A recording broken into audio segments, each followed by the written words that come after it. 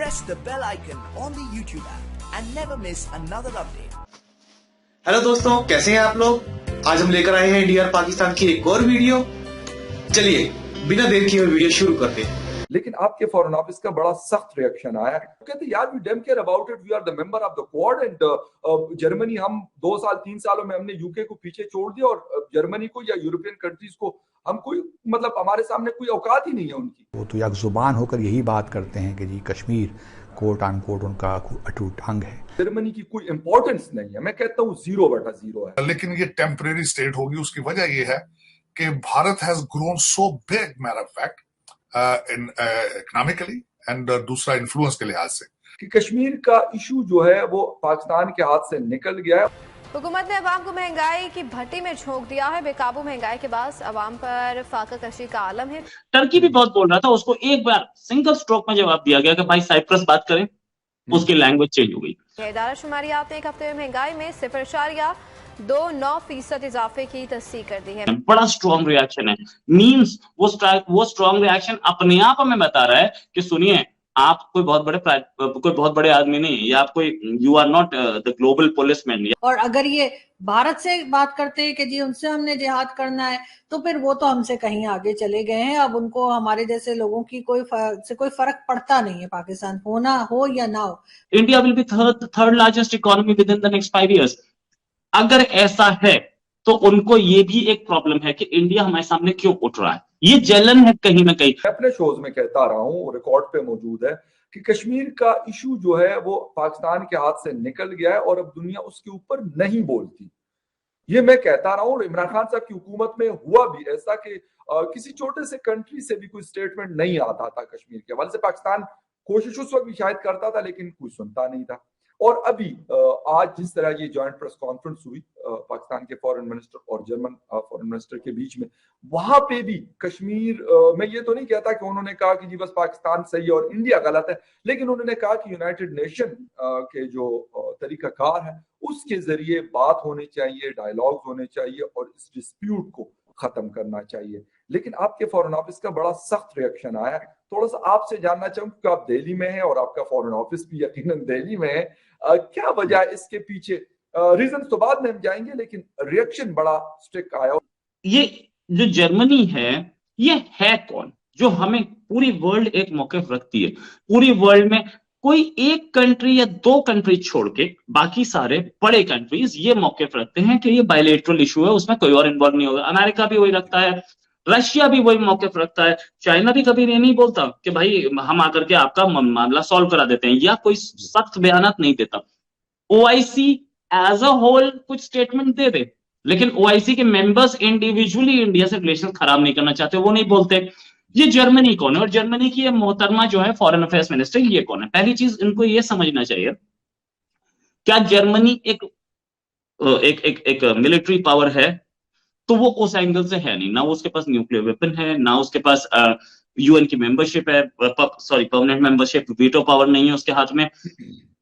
Economic power होंगे तो आप हमसे कितना आगे हैं? आप हमसे $1 ट्रिलियन, $1 ट्रिलियन के आसपास आगे हैं। अगले 3 साल में हम आपको पीछे कर देंगे। तो India will be third largest economy with in the next 5 years। अगर ऐसा है तो उनको ये भी एक प्रॉब्लम है कि इंडिया हमारे सामने क्यों उठ रहा है। ये जलन है कहीं ना कहीं।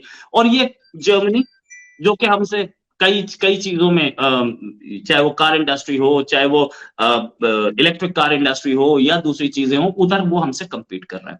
हमारा मार्केट सॉलिड है, तो उसका एक जलन ये है, उसके 10 जलन है।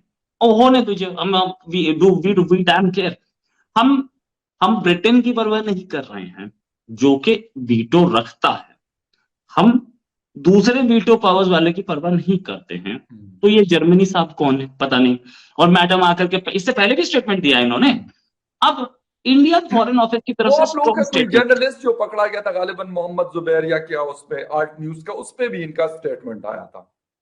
वो अब देखिए, बात ये है कि वो जुबैर पे स्टेटमेंट आए, किसी पे आए, इनको बोलने का मतलब क्या बनता है?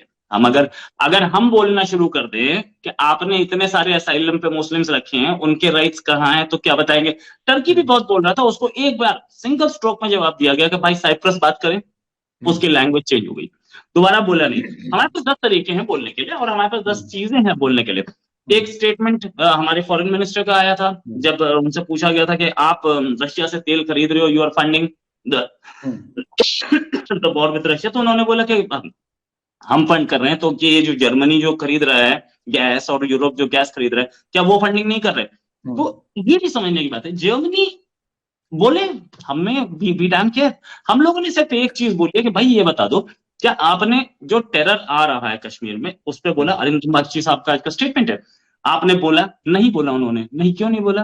अब लेकिन अरोहित एक बात उन्होंने की है और उन्होंने कहा कि बॉर्डर पे सिचुएशन बहुत बेहतर हुई है। उन्होंने इंडिया पाकिस्तान दोनों का नाम लिया कि सीज फायर होने से बहुत बेहतरी आई, ये बात उन्होंने की है।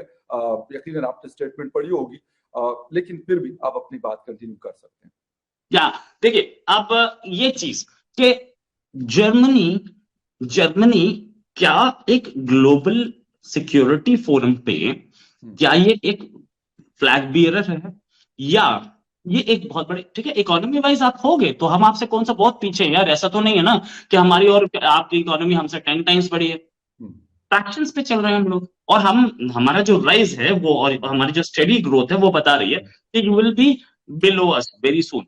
नाउ अगर आप सिक्योरिटी के एंगल से, तो हम जिन फोरम्स पे बैठे हैं उन पे आप नहीं है और आप तो प्लेयर ही काउंट नहीं होते सिक्योरिटी में, तो इसमें आकर के आपको हमें बताने का कोई मतलब बनता है? बताइए आप, हमें क्या प्रॉब्लम है? We have enough of it and ये चमचे कौन होते हैं बोलने वाले? लेकिन एक चीज अगर वाकई में ऐसा है कि जर्मनी की कोई इंपॉर्टेंस नहीं है, मैं कहता हूं 0/0 है, तो why the Indian foreign office reacting like this, जो उन्होंने मतलब इतना एक लंबी चौड़ी स्टेटमेंट दी है। अगर ऐसा है फिर डोनाल्ड ब्लूम जब अभी कश्मीर गया हुआ था 4 दिन पहले, उसके ऊपर भी रिएक्शन आया, फिर तो नहीं आना चाहिए। वो कहते यार we don't care about it, we are the member of the Quad and Germany, हम 2 साल 3 सालों में हमने यूके को पीछे छोड़ दिया और जर्मनी को या यूरोपियन कंट्रीज को हम कोई मतलब हमारे सामने कोई औकात ही नहीं है उनकी।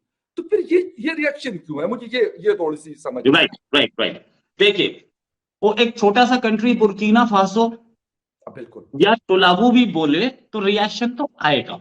We have to give an answer और एक आंसर आना लाजमी भी बनता है।